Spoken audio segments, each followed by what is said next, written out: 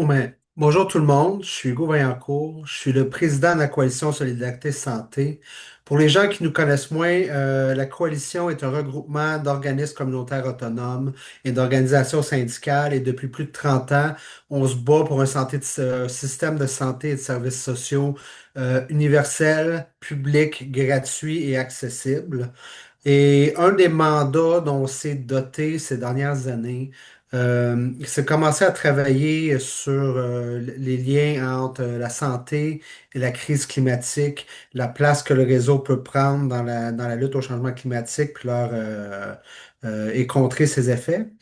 Puis on est un petit comité, mais on prend de l'ampleur, puis on travaille plus activement. Et s'il y a des gens qui font partie de la coalition et qui aimeraient s'impliquer à ce niveau-là, il y a tout à fait possibilité de le faire.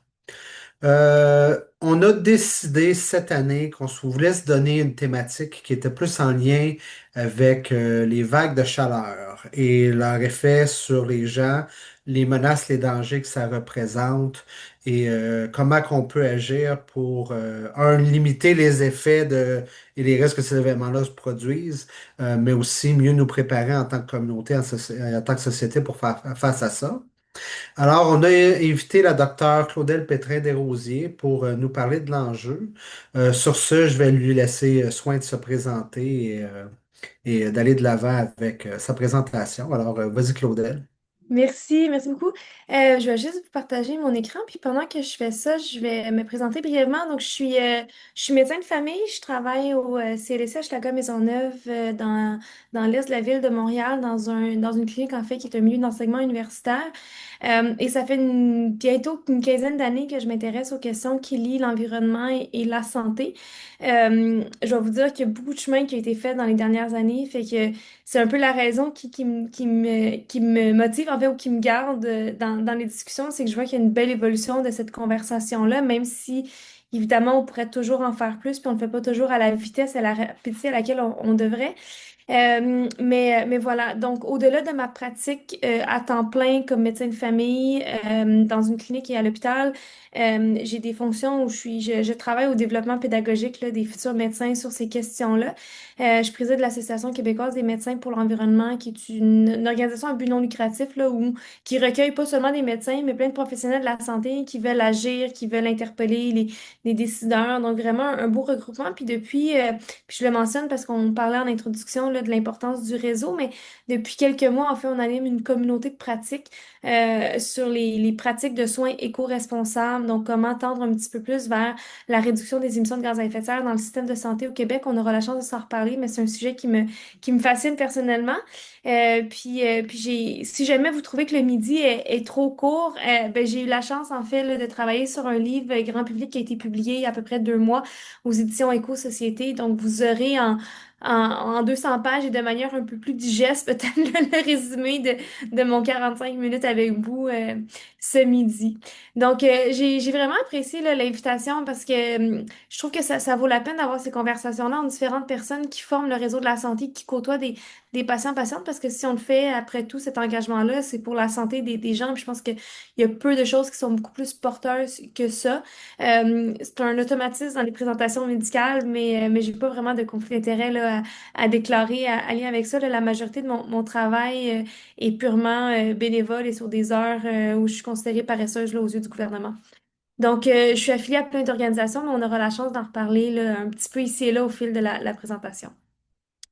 Il y a une quinzaine d'années, en fait, quand je commençais mes études en médecine, je suis tombée très, très rapidement sur un rapport qui avait été publié en 2009 par la revue médicale de Lancet, qui est un des journaux médicaux à plus grands impacts à travers le monde, qui est basé au Royaume-Uni. Mais ils avaient fait une commission, puis c'est une des premières, en fait, là, puis ça fait pas si longtemps, hein, 2009, c'est quand même récent. Et il concluait, en fait, que les changements climatiques étaient la plus grande menace à la santé du 21e siècle. Je venais de commencer mes études en médecine quand je suis tombée sur ce rapport-là. Puis j'ai été un petit peu fâchée parce que j'avais passé plusieurs déjà semaines sur les bancs d'école à apprendre des choses qui me sont aujourd'hui complètement inutiles comme médecin.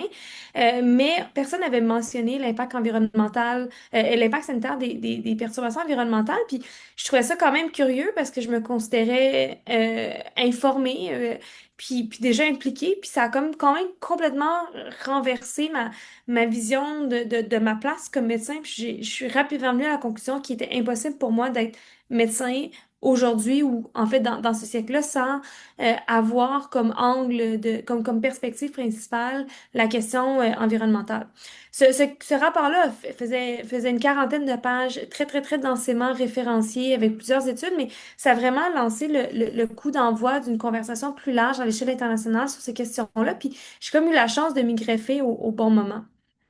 J'ai arrêté mes études pendant un an parce que bon, je savais plus si je voulais être médecin, puis je savais pas vers où ça m'amenait tout ça. Fait que pendant mon année sabbatique, j'ai eu la chance en fait d'être vice-présidente d'une association qui est la Fédération internationale des associations des étudiants en médecine, une organisation qui existe depuis 1951, présente dans 135 pays à travers le monde, qui regroupe plus de 1 million d'étudiants en médecine. Puis en fait, j'ai eu la chance de porter la voix de tous ces étudiants en médecine-là sur les plateformes internationales pour tout ce qui touchait développement durable, changement climatique, santé internationale.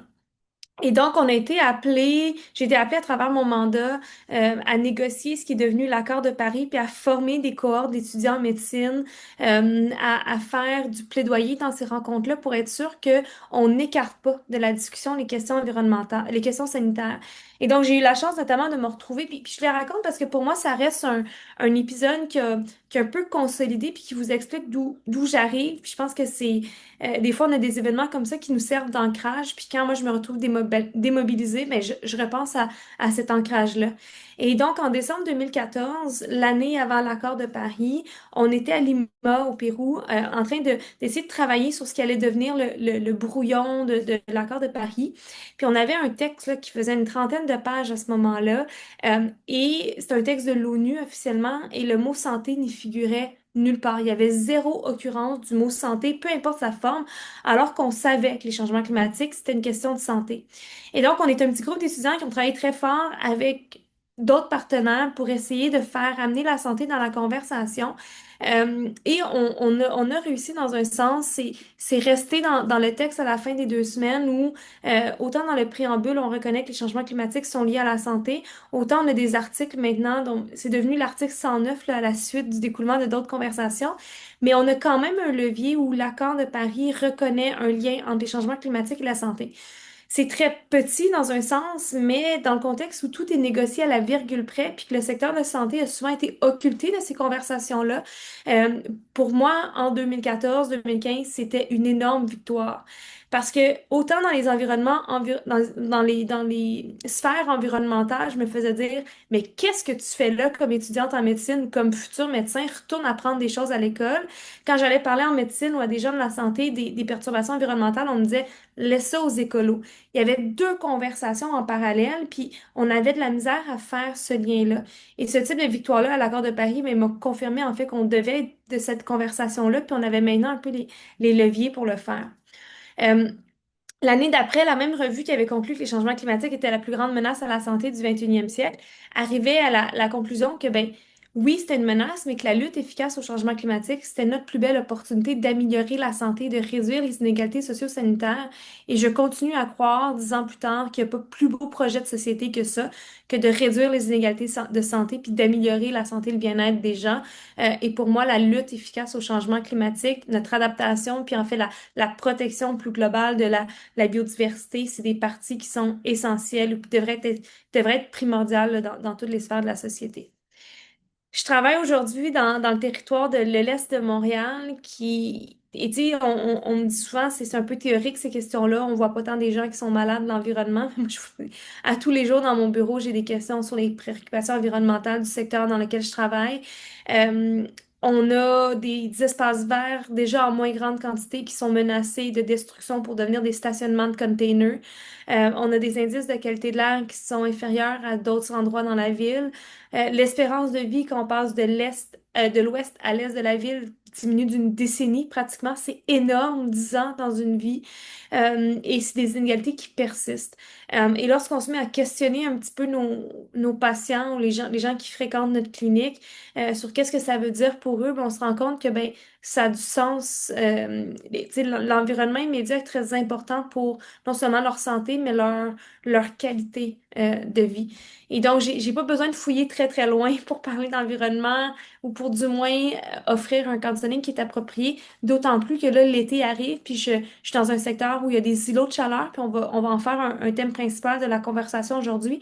Mais c'est évident qu'on a des patients qui décèdent à chaque été des conséquences de la chaleur dans le territoire où on habite et où on travaille.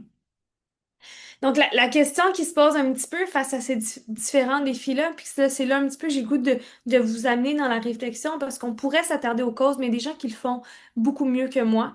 Puis je pense qu'on est rendu dans un point dans la conversation où la question ne doit pas être de discuter des détails des causes, mais plutôt de se poser la question comment on va y répondre, puis c'est quoi les solutions qu'on va amener autour de la table. On a quand même trois enjeux majeurs environnementaux devant nous, les changements climatiques, la pollution, autant atmosphérique que de l'eau, du sol, l'accumulation des déchets et le déclin de la biodiversité.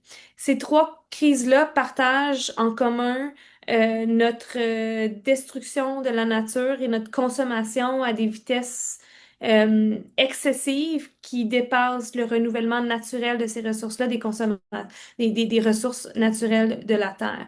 Que ce soit les énergies fossiles, les forêts, les sources d'eau, etc. Et on parle beaucoup de changement climatique, mais on ne peut pas écarter la pollution et le déclin de la biodiversité de la conversation, même si c'est des fois des plus gros angles morts. Et on est quand même dans un environnement, dans une atmosphère où on entend souvent, on en fait beaucoup, on fait le plus qu'on peut, mais si on regarde les courbes en fait, ce que les gouvernements ont dit qu'ils feraient et ce qu'ils ont fait et ce qui devrait être fait pour maintenir un réchauffement sous la barre des 2 degrés Celsius, c'est trois courbes qui sont complètement différentes les unes des autres.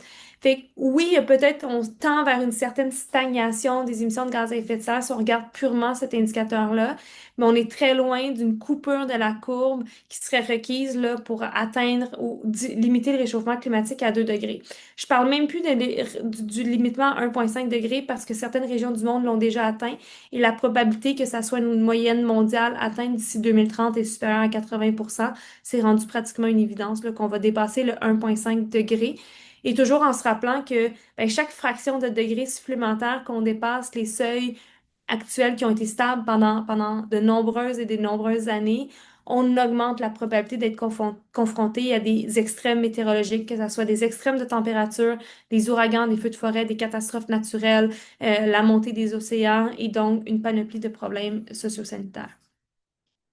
Euh, on va regarder un petit peu plus les impacts souvent sous-estimés quand même de la crise climatique. C'est rare et c'est un petit peu l'objectif là, quand j'ai écrit mon livre dans les derniers mois. Je trouvais que ça manquait dans la conversation. Puis je pense que c'est important que tout le monde, idéalement le plus grand nombre possible, puisse du moins mieux comprendre comment les changements climatiques affectent leur santé et celle de leurs proches.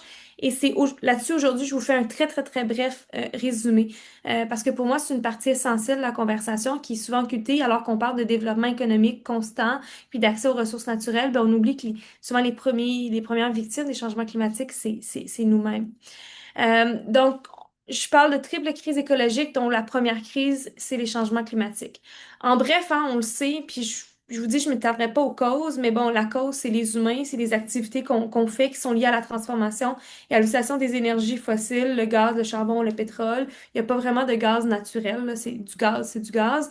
Et que ça a engendré une augmentation là, assez massive, exponentielle des concentrations de CO2 dans l'atmosphère de plusieurs autres polluants là, depuis le début de la révolution industrielle 1880 souvent qu'on utilise comme référence.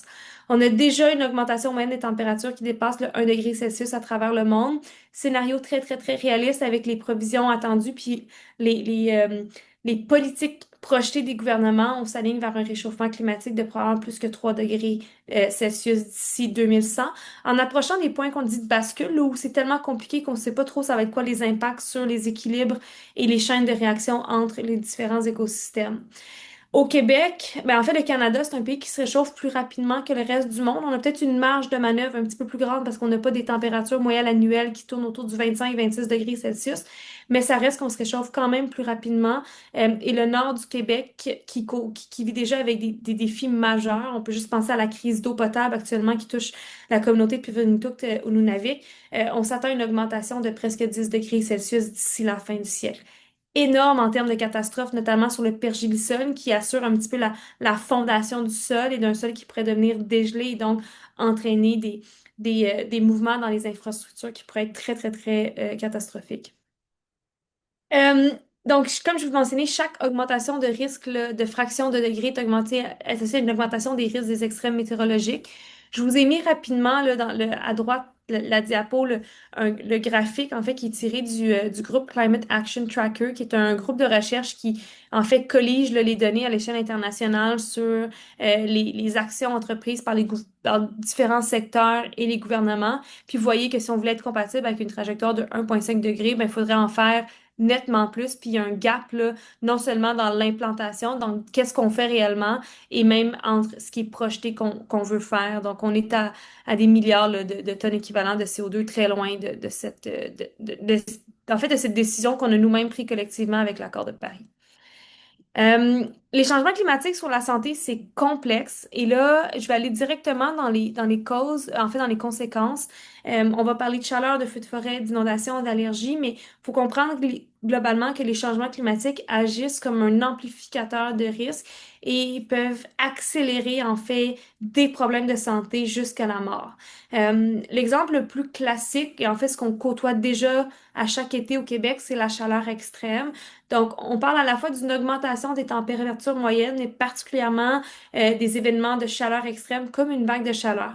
Lorsqu'il y a une vague de chaleur, puis il y a différentes définitions qui existent, mais globalement, c'est 3 jours ou plus consécutifs avec des températures pour le sud du Québec qui dépassent 33 degrés Celsius et une température minimale la nuit qui dépasse 20 degrés.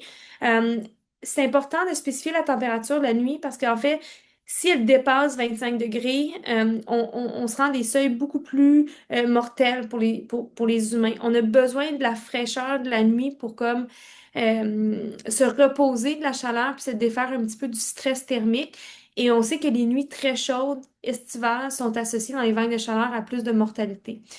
Donc, qu'est-ce qu'on remarque déjà au Québec, puis vous l'avez peut-être vu dans l'exercice de vos professions respectives, mais quand il fait chaud, on n'est pas bien. On est plus malade, puis il y en a qui vont mourir, et ça, on remarque là, une augmentation de la mortalité et de la morbidité, toutes causes confondues, de près de 10 à 15 Donc, je vous laisse imaginer ce que ça peut représenter pour le réseau de la santé. Il y a quelques étés à Vancouver, il y a eu un dôme de chaleur qui a paralysé littéralement la ville. Les systèmes ambulanciers n'étaient plus capables de répondre à la demande parce que la demande était trop grande, ce qui a engendré des délais de transport pour des cas qui n'étaient pas nécessairement liés à la chaleur. Et les services de coroner ont été complètement dépassés par les événements. Donc, tu sais, ça en prend pas gros pour que notre première ligne, ou du moins la ligne d'urgence, soit dépassée. Puis, malheureusement, on n'est encore pas exactement parfait dans la préparation du système de la santé quand on touche à la chaleur extrême. On augmente en fait aussi l'achalandage là, aux urgences et dans les hospitalisations. Puis au Québec, là, on s'attend à peu près à 20 000 décès en excès d'ici 2065, selon les chiffres qui datent maintenant d'une décennie, là, mais la chaleur va faire mal. Souvent, les premières vagues de chaleur l'été sont plus mortelles que les subséquentes parce que c'est comme si le corps s'acclimate progressivement à la chaleur au courant de l'été. Donc, quand on parle de mortalité, là, c'est souvent les premières vagues de chaleur dans l'été qui sont dangereuses. Pourquoi c'est si dangereux? En fait, il y a différents facteurs qui viennent moduler notre exposition à la chaleur et notre risque subséquent. Mais c'est dangereux parce qu'en fait, ça dépasse, les vagues de chaleur viennent causer des mécanismes qui dépassent nos capacités de notre corps à gérer la chaleur. Et ça, particulièrement si on présente plusieurs facteurs de risque que je vais détailler. Mais on a un organe dans notre corps, dans notre cerveau, qui s'appelle l'hypothalamus, qui est un petit peu notre thermomètre interne. L'hypothalamus perd en efficacité quand on vieillit. Donc, les gens qui sont âgés de 65 ans et plus ont une hypothalamus qui fonctionne un peu moins et donc leur capacité à régler leur température corporelle, c'est-à-dire par exemple à évacuer la chaleur lorsque nécessaire ou à sentir qu'il est temps d'évacuer la chaleur, fonctionne moins. Et donc, c'est pour ça qu'un des principaux facteurs de risque pour la chaleur, c'est notre âge. Plus qu'on est âgé, particulièrement quand on a 65 ans et plus, on est considéré à risque. C'est une évolution un peu naturelle du corps humain. Là, on perd certaines capacités et nos mécanismes en fait d'évacuation de la chaleur sont moins efficaces. Euh, Quand il fait trop chaud, fait quand notre température corporelle dépasse un certain degré, qui est au-delà, en fait, des températures de fièvre, là, souvent on a un seuil d'en haut de 41-42 degrés Celsius, les fonctionnements cellulaires qui assurent notre existence ne fonctionnent plus. Donc, il y a une dysfonction de tout ce qui est échange d'énergie dans nos cellules, production d'enzymes, signaux transmis d'un endroit à l'autre pour que notre corps fasse ce qu'il a à faire sans qu'on s'en rende compte nécessairement. Et c'est pour ça que ça peut entraîner la mort assez rapidement. Il y a deux grandes, en fait, catégories, là, un petit peu de maladies liées à la chaleur. Il y a tout ce qui est lié à une exposition, puis ce qui est vraiment dangereux. On emploie le mot coup de chaleur pour dire un petit peu tout et n'importe quoi, mais un coup de chaleur, c'est une véritable urgence médicale. Ça se définit par trois grands critères. Une température corporelle en haut de 40 degrés Celsius, on est confus, donc notre état de conscience il est altéré et notre tension corporelle, elle est basse. Si on n'a pas ces trois éléments-là, mais qu'on se sent fatigué, inconfortable après une exposition à la chaleur, on parle un peu plus d'épuisement lié à la chaleur.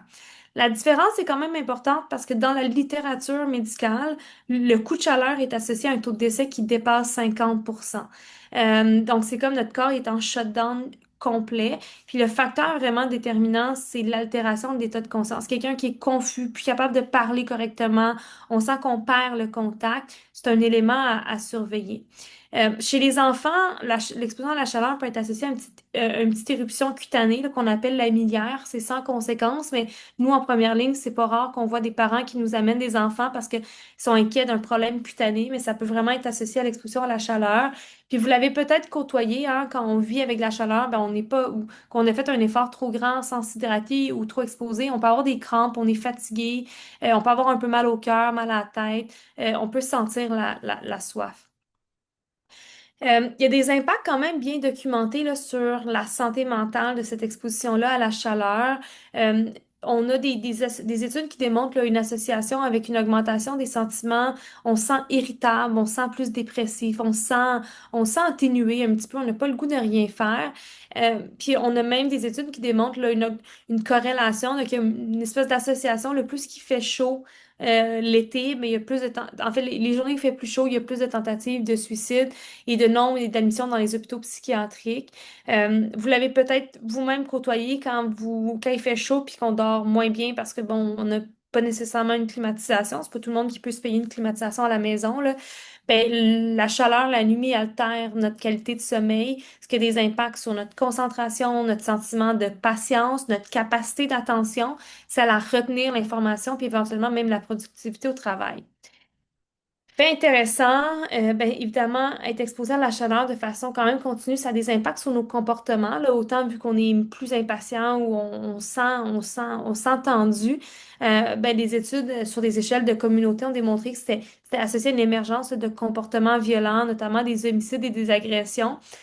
Les gens se posent un petit peu la question pourquoi, mais l'hypothèse principale, c'est qu'en fait, la chaleur vient augmenter nos sentiments d'inconfort, de frustration et même de caractère impulsif. Et comme ça modifie un petit peu les routines et les activités quotidiennes, ça vient créer des zones de friction, notamment lorsqu'il y a déjà des tensions, parfois associées au milieu de la criminalité ou des gens qui ont des tendances d'abord, là, des comportements violents. Donc, c'est des choses qui sont documentées. Puis, dans un contexte où on parle de plus en plus d'effritement du tissu social, moi, c'est une question qui me préoccupe. Dans les effets autres là, de la chaleur documentés dans la littérature, il y a des complications sur les bébés. Là, on parle de bébés qui ont un petit poids de naissance, d'autres complications à la naissance, autant pour la maman que le bébé. Et même là, l'INSPQ a estimé, si on parle un peu plus de santé au travail, que chaque augmentation de 1 degré Celsius de la température estivale quotidienne augmentait le nombre de réclamations quotidiennes à la CNSST, donc à la Commission des normes là, sur la santé et sécurité au travail. Pourquoi? Probablement en fait pour des des accidents un petit peu, j'ai le goût de dire bêtes, mais qu'on dont pouvoir revoir les normes là, liées à des enjeux de concentration, de fatigue à cause de l'exposition à la chaleur. Et donc, quand il fait plus chaud, les gens ont tendance à travailler un petit peu moins ou moins efficacement, puis ce qui est normal, là, c'est notre corps s'adapte tente de faire face à cette agression-là dans un sens. Mais c'est lié à une perte de productivité. Puis évidemment, ben, ça coûte des millions de dollars à chaque année au système de la santé. Euh, Si on s'adapte plus efficacement, on pourrait peut-être récupérer quelques de ces dollars-là pour les investir dans une première ligne plus efficace. Qui est à risque? Et là, vous allez me dire, ben, ta slide, elle est très remplie, Claudette. Je suis d'accord. En fait, ce qui est dangereux avec la chaleur, c'est que pratiquement tout le monde dans la population est à risque. Certains partagent évidemment plus de facteurs de risque que d'autres. Mais pour généralement ce qui est d'événements météorologiques extrêmes, les extrêmes d'âge sont plus à risque. Donc, en bas de 2 ans, souvent parce qu'on est moins capable de s'exprimer. Puis en haut de 65 ans, pour la raison que je vous ai mentionnée tantôt, liée au rôle de l'hypothalamus. Quand on a une ou plusieurs maladies chroniques, hypertension, problème de cholestérol, diabète, maladie cardiaque, maladie pulmonaire, ça fait partie des facteurs de risque. Ces gens-là sont souvent surreprésentés quand on analyse les décès. Un petit peu la même chose si on prend plusieurs médicaments, souvent parce qu'on a des maladies chroniques, une ou plusieurs maladies chroniques, mais certains médicaments aussi peuvent influencer notre capacité à réguler notre température ou par exemple, il y a des médicaments utilisés pour la pression artérielle qui nous font évacuer de l'eau, donc on peut se retrouver un petit peu plus facilement déshydraté. Les enjeux de santé mentale, j'en ai mentionné un petit peu, mais tu sais, c'est évident que quand, par exemple, on a un trouble psychotique qui est difficilement contrôlé, puis que le contact avec la réalité est altéré, on va pas nécessairement adopter des comportements de protection face à la chaleur. Donc souvent, c'est des gens qui peuvent vivre dans des milieux qui sont déjà mal ventilés ou en fait qui vont adopter des comportements qui vont leur être nocifs. J'ai déjà parlé un petit peu rapidement des femmes enceintes, mais bon, on sait que l'exposition à la chaleur durant la grossesse est associée à des complications, des maladies jugées sévères lors de l'accouchement. Travailleurs extérieurs, j'en ai mentionné un mot avec les réclamations de la nécessité, mais ça touche en fait tous les gens que vous pensez qui pourraient travailler dehors, là. Gens de la construction, personnes dans le milieu de l'agriculture. Il y a aussi des gens qui vivent qui travaillent en fait dans des endroits qui sont mal ventilés. Je pense notamment aux gens dans dans certaines cuisines. La température, et même récemment, je l'ai mis dans la prochaine diapo, mais je vais vous raconter l'histoire qui avait été rapportée là, d'un journaliste, d'une personne qui travaille dans le secteur des technologies de l'information qui a été victime de vagues de chaleur. Le logement qu'on habite, son âge, est-ce qu'il y a une ventilation adéquate? Il est situé où, ce logement-là? Est-ce qu'on habite à côté ou dans un îlot de chaleur, littéralement, ou à côté d'un axe routier? Parce qu'on sait que les axes routiers, ce sont des sources de chaleur. Fait que les autoroutes, les grands boulevards, ça dégage de la chaleur et de la pollution. Il y a toute une question de répartition, en fait, et d'accessibilité à des lieux qui sont frais. Une accessibilité géographique, mais aussi sociale. Il y a des gens qui se sentent exclus et ou qui sont littéralement exclus de centres communautaires, qui ne peuvent pas avoir accès à des lieux frais qui seraient bénéfiques pour eux. L'isolement social est aussi un facteur de risque bien documenté, particulièrement chez les personnes âgées. Une des façons les plus efficaces de se protéger ou en fait de réduire la mortalité liée à la chaleur, c'est d'assurer un filet de sécurité pour les gens âgés qui vivent seuls. Donc, quand il fait très chaud, d'avoir un contact régulier, que ce soit par téléphone ou en personne, pour s'assurer que la personne va bien, qu'elle a ce qu'il faut, qu'elle s'hydrate adéquatement, qu'elle n'est pas dans un environnement où ce qui fait 40 degrés qui est suffocant. Et ça, souvent, en fait, c'est la technique, en fait, l'intervention la plus gagnante là, pour réduire la mortalité liée à la chaleur. Euh, les grands sportifs, en sont, je les mets aussi comme à risque parce que souvent, en fait, quand on se considère en forme physiquement, des fois, on a l'impression qu'on ne peut pas nécessairement être affecté par les aléas de température. Et donc, on a quand même des grands sportifs qui vont aller courir leur demi-marathon quand il fait 35 degrés. Ça peut venir avec des risques de déshydratation, de problèmes rénaux, d'épuisement liés à la chaleur. Donc, évidemment, on conseille aux gens qui veulent bouger de le faire, mais idéalement très tôt le matin ou tard le soir quand il fait plus frais. Enfin, j'ai pas le choix de le mentionner, c'est ce qui est évident, ce qui transparaît peut-être déjà un petit peu dans la présentation, mais notre statut socio-économique est un facteur déterminant quand on parle de risques liés à la chaleur et c'est des risques qui sont modifiables par des politiques publiques adéquates. Mais souvent, quand on a un statut socio-économique plus faible, on a soit un accès restreint à certains types de lieux qui pourraient nous être aidant ou on vit dans des environnements simplement qui accentuent ou qui amplifient l'effet de la chaleur en raison des îlots de chaleur. Ce texte-là, si je vous enverrai ma présentation, vous aurez la chance de la survoler, mais j'ai trouvé que c'est un travail journalistique fascinant où on voyait un autre impact de la chaleur. Puis c'est un monsieur, en fait, il s'appelle Julien Raza, c'est un monsieur de 40 ans à peu près qui a fait à peu près trois épuisements liés à la chaleur de suite en raison d'une non-adaptation de son milieu de travail et qui se retrouve aujourd'hui avec des conséquences chroniques débilitantes qui s'apparentent un peu aux effets d'une commotion cérébrale qui persisterait. Donc, enjeu de concentration, difficile de travailler, maux de tête très intenses. Et tu sais, il finit par faire la réalisation lui-même qu'il se voyait pas comme étant une victime potentielle de la chaleur, mais pourtant, il en est une aujourd'hui. À Montréal, en 2018, c'est à chaque été, il y a des gens qui décèdent de la chaleur à Montréal, mais en 2018, il y a eu une grosse vague de chaleur quand même qui a frappé fort, qui a fait près de 70 décès sur le territoire montréalais. Puis vous voyez, hein, les gens sont pas décédés dans le West Island ou sur le Mont-Royal. Les gens sont décédés dans les points chauds de la ville, dans les quartiers avec des statuts socio-économiques inférieurs, que ce soit Centre-Sud, Hochelaga-Maisonneuve, Ville-Marie ou même le nord de l'île. Et les gens avaient des enjeux de santé assez courants, hypertension, troubles psychotiques, obésité, problèmes de cholestérol, dépendance à l'alcool, puis maladies pulmonaires et cardiaques. Ce qui est fascinant quand même avec ce rapport-là et ce qui rend ce qui est pour moi inacceptable, c'est que notre lieu de résidence influençait notre risque de décéder de la chaleur. Donc l'enquête épidémiologique a démontré en fait que les personnes vulnérables qui habitaient dans des îlots de chaleur étaient deux fois plus à risque de décès que ceux qui habitaient pas, et ça pour des profils de santé similaires. Donc c'est des inégalités persistantes. La direction de santé publique a émis une série de recommandations pour essayer de rectifier ça, mais évidemment, c'est toujours un petit peu plus lent que prévu.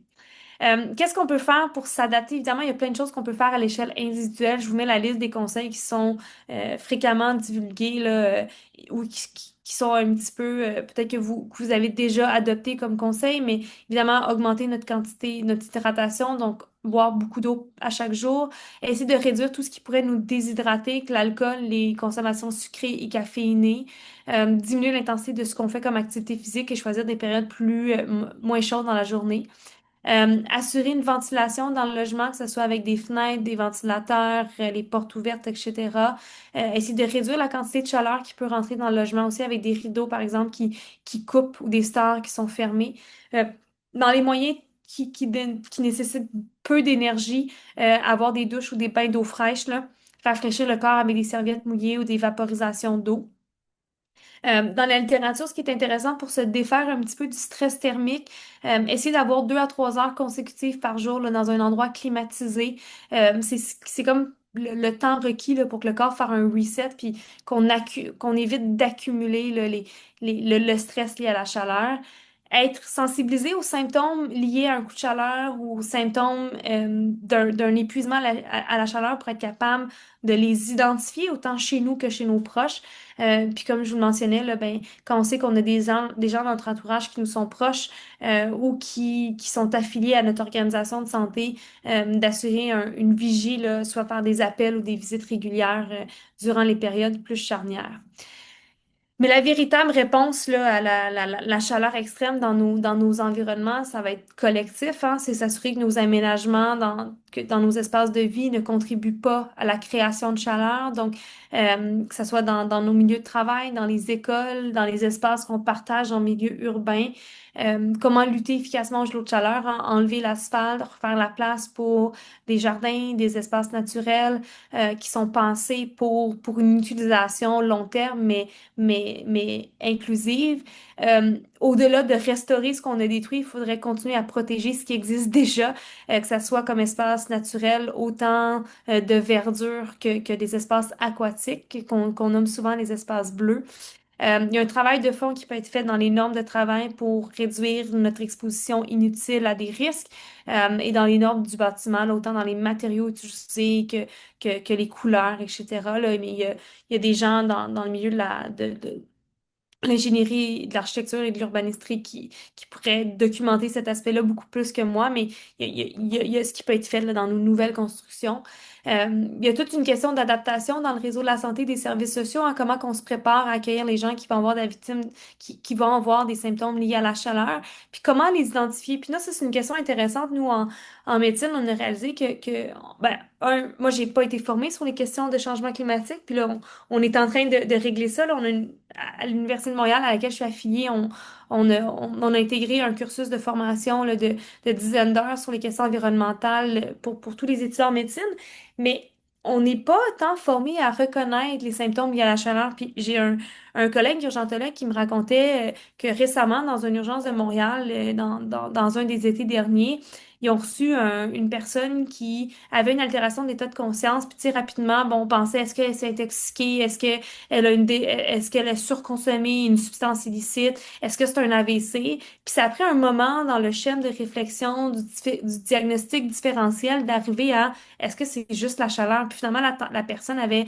une température corporelle qui dépassait 40 degrés Celsius. Et le traitement pour ça, ben, c'est l'hydratation et rafraîchir, tu sais, c'est rafraîchir la personne. Mais c'est comme si ça fait pas partie de nos réflexes de base comme professionnels de la santé de le chercher, de l'identifier, et ça peut mener à des délais diagnostiques. Donc, si vous, tu sais, vous êtes plusieurs affiliés ou du moins qui œuvrent dans le très large domaine que sont la santé et les services sociaux, puis tu sais, je pense que si vous avez peut-être un petit peu trois choses que vous pourriez faire ou valider que votre organisation le fait, c'est un, est-ce qu'on est capable d'identifier dans notre pratique, dans notre quotidien, les gens qui sont à risque, de leur nommer, puis de leur donner les conseils préventifs adaptés, d'être meilleur en fait pour reconnaître les signes et symptômes liés à l'exposition à la chaleur, puis finalement, ben, avoir un plan de protection là, pour les gens qui pourraient être plus vulnérables. Euh, Ça clôt la partie chaleur, puis là, je vais aller très, très, très rapidement sur les autres conséquences parce qu'on manque de temps.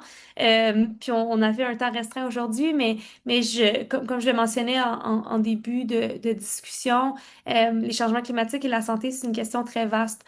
Les feux de forêt sont un exemple croissant là, des impacts dévastateurs des changements climatiques sur la santé. Non seulement ça cause des déplacements de population, mais ça peut fermer littéralement des centres de santé. L'été dernier, l'hôpital de Sept-Îles, il y a 2 étés, là, l'hôpital de Sept-Îles a fermé. Moi, j'ai accueilli à l'hôpital où je travaille à Notre-Dame à Montréal des personnes âgées complètement isolées qui ont été déplacées par avion jusqu'à l'hôpital, qui se sont retrouvées sans référence, sans famille proche, dans des contextes de fin de vie. Donc, évidemment, c'est pas idéal, mais ça peut entraîner une perte d'accessibilité à des services essentiels. Puis être exposé à la fumée des feux de forêt, qui est de la pollution en grande quantité et très concentrée, ben, ça peut amener, entre autres, des problèmes de santé respiratoire. Les inondations et les précipitations abondantes sont un autre volet de l'impact des changements climatiques sur la santé. Ça a été bien étudié là, dans le Haut-Richelieu notamment et en Montérégie, que les gens qui avaient été victimes d'inondations présentaient dans les mois qui suivaient, en fait, voyaient leur santé mentale se détériorer, qu'on parle de stress post-traumatique, de troubles anxieux, de dépression ou même de problèmes de sommeil ou de dépendance. Les allergies saisonnières sont un volet souvent qui attire un petit peu de sourire, mais on sait que les changements climatiques viennent créer des conditions favorables à l'émergence des allergies saisonnières. Les pollens sont plus agressifs, il y en a plus, donc les concentrations sont plus intenses, les périodes durent plus longtemps, puis sur des plus grands territoires. Et donc, on s'attend à ce que, il y ait une augmentation des coûts de santé là, attribuables au changement climatique de l'ordre de 70 à 85 millions de dollars par année d'ici 2050.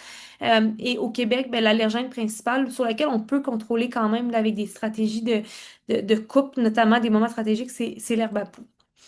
Euh, Dans mes derniers impacts des changements climatiques, puis je sais que c'est très dense là, aujourd'hui, vous m'excuserez de ça, je vous offre un survol. On peut parler d'infection, hein, la maladie de Lyme, c'en est un exemple de maladie donc, qui est influencée par le climat. Entre autres, ben, en fait, il y a une augmentation globale des températures, ce qui fait qu'on augmente en fait le territoire où la tique qui est porteuse peut vivre et donc où les animaux qu'elle utilise comme transporteurs peuvent aussi se déplacer dans un sens. Donc, la maladie de Lyme, bien qu'on la dépiste de plus en plus, monte au nord du Québec de plus en plus à chaque année. Donc, en ce moment, c'est surtout Montérégie, Estrie qui sont des zones chaudes pour la maladie de Lyme, mais on s'attend d'ici la moitié du siècle qu'il y en ait en Abitibi, au Saguenay-Lac-Saint-Jean, en Gaspésie. Euh, Déplacement, évidemment, quand on est forcé de sortir de la maison, ça vient avec de où ce qu'on habite ou être forcé de se littéralement trouver un nouvel endroit où on peut vivre. Ça vient avec son lot de défis, autant d'instabilité que souvent une exposition à des comportements violents sur le parcours migratoire. Et enfin, dans tout ce qui est impact, malnutrition, insécurité alimentaire, mais on remarque une diminution de la productivité des récoltes, des céréales principales avec une augmentation, le secondaire du coût des aliments, ce qui touche en fait pas mal tout le monde, hein, tout coûte plus cher, mais pour les gens qui ont déjà de la misère à subvenir à leurs besoins, l'impact est d'autant plus grand. Puis pour les populations autochtones qui vivent, ben, en fait, qui utilisent des techniques traditionnelles, ancestrales de chasse, pêche et trappe, ben, on voit que l'accès aux aliments traditionnels est de plus en plus difficile, ce qui a des impacts importants là, au niveau de la culture, de la préservation, en fait, et la sécurisation culturelle. Évidemment, tout ça n'est pas vraiment joyeux quand on regarde ça d'un point de vue purement objectif.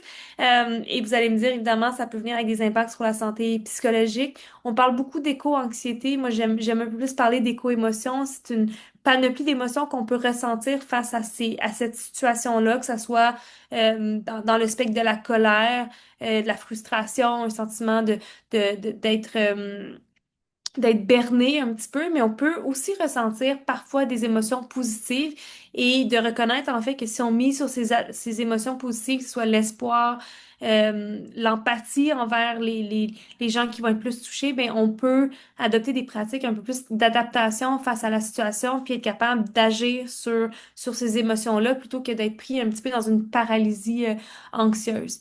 Puis j'ai une collègue qui le résumait parfaitement, puis depuis ce temps-là, je la cite, mais elle dit maintenant, je m'en préoccupe moins parce que je fais le travail, puis faire le travail donne un sens à tout ça. Euh, je vous parlais de triple crise rapidement au début. On parlait en fait, je mentionnais le changement climatique, mais la pollution de l'air est souvent négligée, mais c'est responsable d'à peu près un décès sur 8 à travers le monde. Au Québec, on parle de plus de 4000 décès prématurés avec des coûts de santé qui dépassent 30 milliards de dollars par année. Et malgré ça, les normes québécoises de la qualité de l'air ne s'alignent pas sur celles que l'OMS propose, qui sont guidées par la science.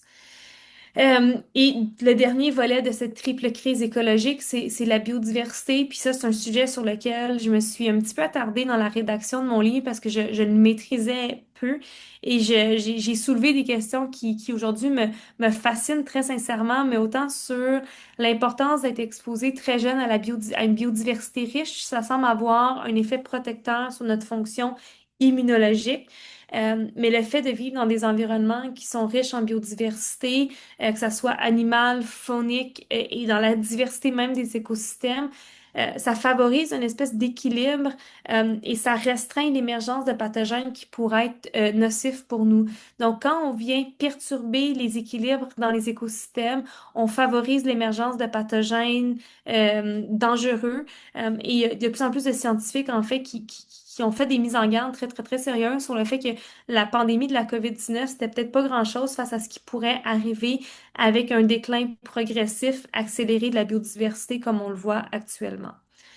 Euh, donc, je vous reprends avec ma question initiale, puis là, je vois qu'il est déjà un petit peu dépassé 40, puis je voulais terminer d'ici 5-6 minutes pour pouvoir discuter dans les 15 minutes dans les 10 minutes qui vont rester. Donc, je vais passer un petit peu en mode solution. Qu'est-ce qu'on peut en faire? Puis la bonne nouvelle, c'est qu'il y en a beaucoup des pistes de solutions. Une fois qu'on comprend l'enjeu, on est capable de mieux se positionner. Puis je vous présente pour moi les trois piliers qui sont importants pour la suite des choses et même dès aujourd'hui. On a peut-être besoin de retrouver une vision un petit peu commune de la santé qui sort un petit peu de cette vision où la santé, c'est quelque chose, c'est la maladie, c'est traiter des maladies. Mais de revenir vers une vision beaucoup plus large, que la santé est quelque chose qui se partage, mais qui se crée aussi collectivement, qu'on peut entretenir, qui est finalement un état où on se sent capable de faire ce qu'on a le goût de faire quand on le veut et qui nous permettent d'être bien dans notre communauté. Le deuxième pilier de ça, c'est de travailler à retrouver un petit peu un équilibre avec ce qui nous entoure, d'arrêter de voir le monde comme quelque chose qu'on peut simplement exploiter continuellement sans conséquence, d'avoir une plus grande équivalence avec le milieu naturel et finalement la biodiversité magnifique qui nous entoure. Puis le troisième élément qui semble des fois de plus en plus difficile, mais j'ai l'impression qu'on a de la misère des fois à croire qu'on est capable de faire des belles choses ensemble collectivement. On a fait des grandes choses ensemble dans le passé, puis je pense qu'on est capable de le faire. Mais cette envie-là de faire quelque chose collectivement, je trouve qu'elle est souvent un peu brisée ou brimée par des discours qui nous plongent dans le statu quo. Mais je pense que si on ravive un petit peu cette flamme-là, on pourrait voir, on pourrait faire les changements qu'on a besoin de faire. Donc, je vais quand même aller rapidement parce que là, je fais toujours ça, je mets beaucoup trop de contenu, puis après, je le, je le regrette.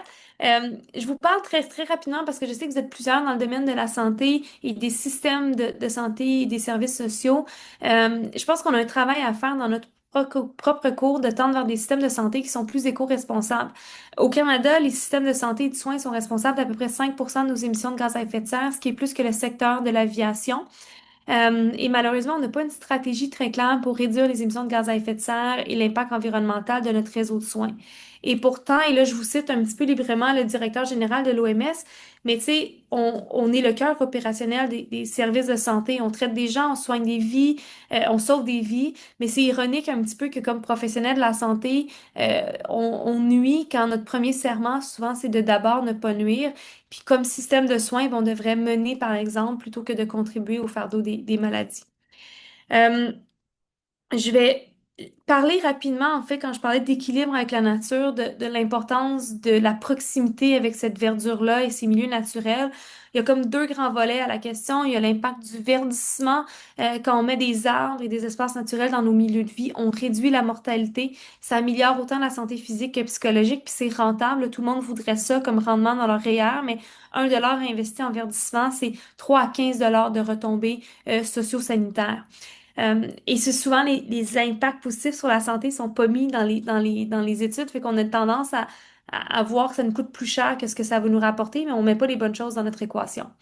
Puis l'exposition à la nature en tant que telle est positive. Alors, lorsqu'on prend volontairement le temps d'aller dans un espace naturel, si on y va à peu près 20 minutes par fois, un total de 2 à 3 heures par semaine, on a des bienfaits autant sur la santé physique, réduction du cortisol, en fait, du taux de stress, diminution de la pression artérielle et augmentation des sentiments, des émotions positives et restauration cognitive. Donc, on repose notre cerveau en allant dans la nature, mais il faut encore que la nature soit accessible.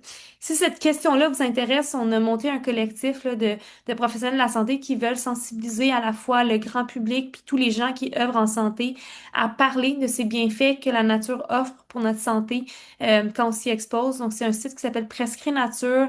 Vous avez plein de matériel que vous pouvez en fait partager là, gratuitement à tout le monde. Puis on a même un bottin de ressources là, qui tente de recenser toutes les initiatives qui existent au Québec pour rapprocher les gens de la nature parce que je crois sincèrement que c'est quelque chose qui nous fait du bien. Puis si vous en faites l'expérience, vous allez le ressentir vous aussi.